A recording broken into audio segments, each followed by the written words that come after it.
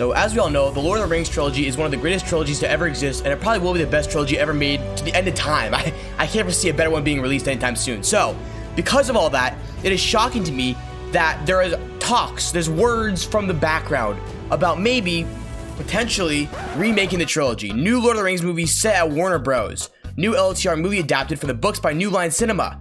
New Lord of the Rings films in the works at Warner Bros. Basically, no matter how you slice it, there's always been ideas of remaking the Lord of the Rings trilogy. There's always been ideas of, a mere 20 years after Peter Jackson cooked so hard that we're all blown away to this day, there's still talk of remaking it. And I don't understand why. Because this is the Rotten Tomatoes score of the Lord of the Rings trilogy. As you can see, none of them are below 90%. Not a single one is below 90%. It's crazy. It's crazy how good these are, and it's crazy how communally agreed that these are good. Does that make sense? Like, critics and fans alike love Lord of the Rings, and they have and they will. And what's a crazy contrast to that is how much the fans dislike the new Lord of the Rings stuff. It's crazy how much fans don't like the new Middle-earth lore that we've gotten. For example, the Lord of the Rings, the Rings of Power, a 38% average audience score. Boys, that is awful. That is freaking trash. That's terrible. The fans hated this, and the critics liked it because the critics are critics and they're gonna like stuff that people don't like because they're critics. But the people the show's actually for didn't like this at all. They really thought it was bad. And the same can be said about the Hobbit trilogy. The Hobbit trilogy was made in 2012, 2014, that time range, by Peter Jackson, but unfortunately, Peter Jackson did not cook anywhere near as hard there as he did with the Lord of the Rings trilogy. It is abysmally worse. So far worse, it's not even funny. Look, not a single one of these scores is below, or actually I should say above 76%. The best one is somehow The Desolation of Smaug with a 75%, and I don't really know how that's possible because Unexpected Journey was just so much better, and it's at 64%. But regardless, one of the problems was that it was always going to be hard to make a Hobbit trilogy out of a book that's 300 pages long. Boy, 300 pages is nothing in the great scheme of content. That is just no information to go off of. That's nothing. And 3 movies, boys. It was a losing battle to begin with. They were never going to win this one. It was always going to be a losing battle. They were never going to win that confrontation. But the point that I'm trying to make is that Lord of the Rings is great because it's free of a lot of the problems that this has. First of all, it's based off of just phenomenal books. It's based off just the best books that have ever been written, some of the most popular books that have ever been written, and everyone loves them. Second of all, the time that they were made is somehow such a huge advantage to them because they were made, the latest one was released in 2003. Return of the King was 2003. It was just before the real rise of CGI in movies, so they were forced to use a lot of practical effects. Let me give you an example. This is how they made Minas Tirith, boys. And 21 feet in diameter, and it contained over 1,000 handmade individual houses. Look how freaking awesome this is. This is all a scale model. This is incredible. It looks great. It looks real. It looks very realistic. It's very easy to believe that this is actually Minas Tirith, the White City. Now, I guarantee you, if this was CGI, it would not look anywhere near as good. In fact, it would look way worse. It would be so much worse, it's not even funny. So it's really impressive that they actually managed to pull this off, and it looks great because of it. All the scale models in Lord of the Rings were really good. They were really well done, and it was really expertly worked on. And another part that's really underrated, I think, is the fact that they couldn't rely on CGI to make people smaller. They had to use forced perspective. Let's look at that. Another perspective trick is called forced perspective. Forced perspective is an old technique where, by positioning an object further You know what's crazy is that Ian McKellen and Elijah Wood are the same height in real life. I think Elijah Wood might actually be taller, but they so expertly managed to portray the height difference that you don't even notice it. Never once. That's what I'll say. When you're watching movies with bad CGI, you're like, oh man, that CGI is garbage, bro. Take a look, take a gander at this garbage, and you're like, oh, that looks awful. I can totally tell it's CGI. With all this stuff, you're never once watching it, and you're like, oh, that's obviously, that's obviously fake. It's obviously forced perspective. You're never like that. If you know about it, you're like, man, that's very impressive. But if you're watching it for the first time, I wouldn't be like, oh, this is obviously a forced perspective scene with Gandalf being way taller than Frodo. It's obvious that they're the same height. No, it's not. It's really well done and it looks great. And that's one of the things that I think modern movies lack. One of the reasons Top Gun Maverick was so popular was because there was almost no CGI in it. It was all VFX. It was all filmed in real life. And obviously there's a couple things here and there, but for the most part, it's real. And people like that stuff. People love that stuff. And just for a little contrast to this whole scenario, let's look at a scene from The Hobbit, in which, well, I'll let the scene speak for itself because it's really not pretty. You know it. You love it. I'm not gonna play any more than that because I don't want to get copyright striked. But everyone knows the scene. Legolas defying gravity and running up the falling bricks. Oh, when we were 4 years old, that was so cool. But now looking at it, it just looks awful. Take a look at this.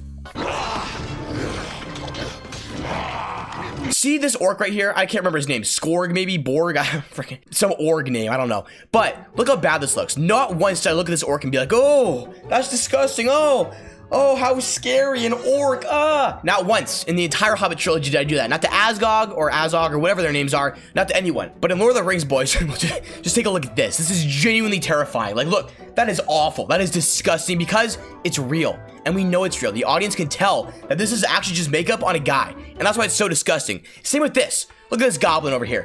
Freaking nasty creature. Nasty freaking nature because he's real. It's all real. There's no CGI whatsoever. And obviously, you know, we can't forget one of the best examples in the entire Lord of the Rings trilogy.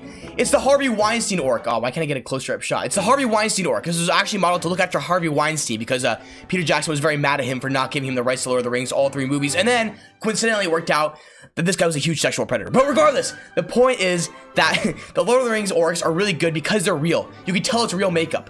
And that's what people like. People like being able to see the effort that you put in to make these things true. These aren't fake. And in my opinion, one of the big problems with the Hobbit trilogy, actually not my opinion, factually, one of the big problems with the Hobbit trilogy is that the whole thing just looks CGI. It reeks of CGI. You're like, yep, CGI was here. It's awful. It's disgusting. Somehow the entire Hobbit trilogy has this trait where the whole thing just looks CGI. Even in parts where there shouldn't be CGI, they're in a room talking to each other. It just looks CGI. It doesn't look right. It doesn't look real.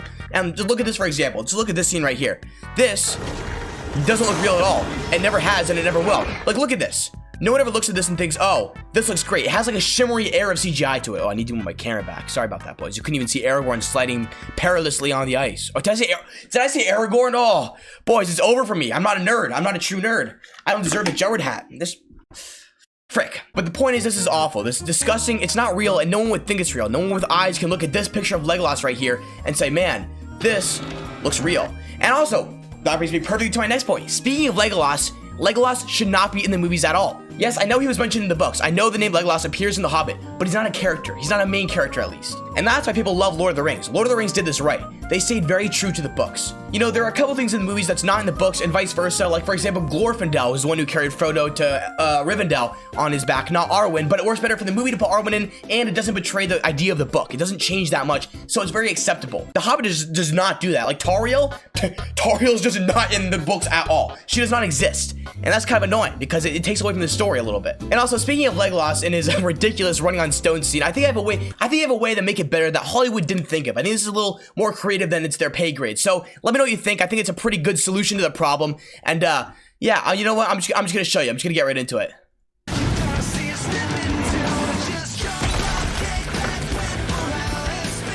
Yeah! That's what I'm talking about. That is the good stuff. That is how movies should be made. You know, I really don't think that they thought of this because they're creatively dead. But if you ever want to pay me Hollywood, you know. Also, this is completely within their control. Let's go look at the release dates right now. Yeah, The Weekend Whip, which is the Ninjago song, was released in 2012, and this movie 2014. So it was perfectly reasonable and plausible for them to put this song in the movie, but they just chose not to because they hate fun and they hate good times. Despicable, truly despicable. Regardless, I want to finish up this presentation with a little acknowledgement of the positives. There could be positives, and let's look at those.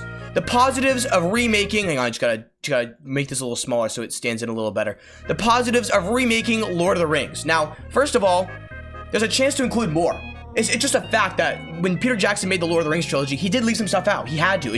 There's too much content. But a remake would have a chance to, you know, add some more of the fun stuff that they left out. For example, Tom Bombadil and the Scouring of the Shire. Both of those things are pretty big plot points in the book that just weren't in the movies because they couldn't be. There's not enough room. But in a remake, you could include those. That is a total legit option, and I think that'd be one of the positives of remaking it. And as for other positives for remaking it, well, that's about frickin' it. That's about it. I cannot think of any other positives that could have come out of remaking it, genuinely, because the first ones did it better. And that's why I have another presentation, if you will, of the negatives of remaking Lord of the Rings. First of all, likely too much CGI. As I covered earlier, the use of CGI is totally what ruined The Hobbit in a lot of ways. It was so hard to watch for that reason. The Lord of the Rings never had that problem because, luckily, it was made in a time when CGI was not mainstream. It was not easy to use, so they had to find other options, and those other options were phenomenal. So, that's one of the problems. There'd likely be too much CGI. Another problem, a lack of respect for the source material. This is a huge issue we see nowadays when it comes to remaking or turning books to movies, is that people don't respect the original source material. Peter Jackson did not have this problem. Peter Jackson respected the book, he followed the trilogy perfectly, and he knew this is what the fans wanted to see. Studios these days don't freaking do that. That's not a huge priority for them. I think the best example of this is The Lord of the Rings, The Rings of Power, which has, again, a 38% audience score, and the big reason for that, because the fans were unhappy. The books, sorry, not the books, the show did not follow the books at all. Oh, sorry, one book, The Silmarillion. The show did not follow The Silmarillion, and that's what the fans wanted to see. The fans wanted to see the Silmarillion brought to show, and it didn't do that. It didn't do that. All right, third, only care about the money. Now, to be fair, every movie ever has basically existed to make money. You could, oh, Napoleon Dynamite didn't exist to make, oh, whatever. A couple movies didn't, but most movies exist to make money because that's what their business is. Filmmaking is a business, boys. That's what they're designed to do. But what happens when you only care about the money is you don't put in the proper amount of time, care, and respect for it because you're up for a cash grab. You want the sweet dough, the sweet cheddar. You want a little bit of falling bills in front of your face. You don't actually want a good product, which kind of sucks because people somehow can't realize that you make the good product, the money follows. It just doesn't cross their mind. So that's really annoying. But anyway, there's one more thing, one big reason, one big negative of remaking Lord of the Rings. And that is, there is no reason whatsoever to remake this movie. Peter Jackson's trilogy is beautiful. It's perfect the way it is, and I genuinely think that when I'm a grandfather, I'll be showing my great-grandkids, I'll be like, look, Sonny, this is what I watched when I was your age, and I loved it. And I'll show them, and they'll love it too, because it's timeless. It's a timeless story. The effects are just good enough where it will hold up in 100 years. I'm very confident of that. I very much doubt that we'll be so advanced that Lord of the Rings has bad effects in 100 years. I think it's good. I think it'll be timeless. Anyway, boys, this is my argument for why Peter Jackson's Lord of the Rings is a great trilogy, and why remaking it is a terrible idea and that you should not do it. Thanks for watching, and watch this video right here where I talk about the Megamind sequel, speaking of sequels and remakes, because it sucks. I haven't even watched it and I know it sucks. I think I really like it. Thanks for watching, and be sure to subscribe, boys. Catch you on the next one. See you later.